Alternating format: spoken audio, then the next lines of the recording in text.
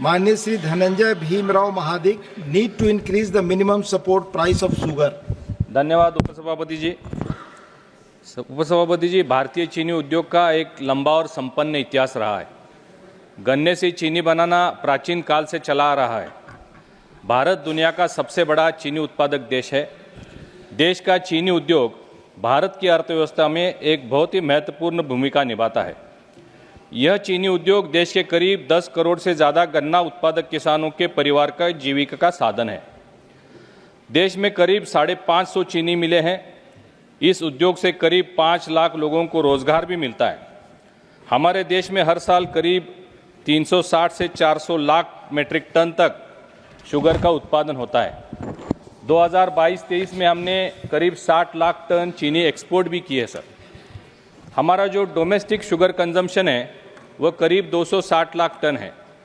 गन्ना उत्पादक जो फसल निर्माण करते हैं उसकी ग्रॉस वैल्यू करीब 80,000 करोड़ से भी ज़्यादा है।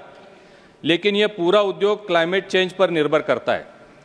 कभी कम कभी ज़्यादा बारिश से उस उद्योग को भारी नुकसान भी होता है। केंद्र की सरकार ने शुगर केन का प्राइस यानी FRP, fair and remunerative price निश्चित की है, जो रिकवरी पर आधारित है। हर साल इसमें बढ़ोतरी होती है, जिससे गन्ना उत्पादक किसानों को लाभ होता है। यह FRP किसानों को 2800 से 3300 रुपये तक पर टन इनकम दिलाता है। इसी तरह गवर्नमेंट ने चीनी की भी MSP निश्चित की है, जो 3100 रुपीज़ है।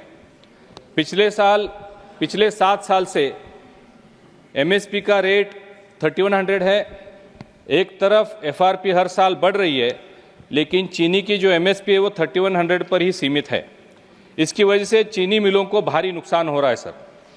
चीनी मिलों को गन्ना क्रशिंग करने के बाद जो चीनी निकलती है उसका जो प्रोडक्शन कॉस्ट है, harvesting, transportation, maintenance, salaries, interest, ये 42 रुपीज़ से 45 रुपीज़ तक बढ़ गया है।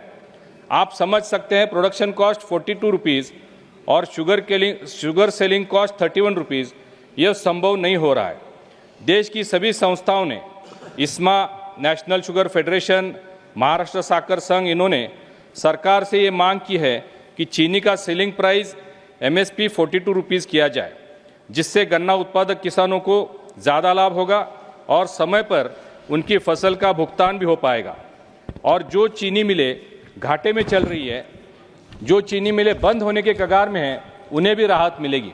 उपसभापति जी, हमारे देश में जो चीनी निर्माण होती है उसमें से 75% चीनी ये प्रोडक्ट्स के लिए यूज़ की जाती है, जैसे सॉफ्ट ड्रिंक, बिस्किट्स, चॉकलेट्स, मिठाई, जो आम इंसान के खास ज़रूरत में जैसे जीवन आवश्यक वस्तु में नहीं गिनी जाती। धन्यवाद माननीय महादिक जी।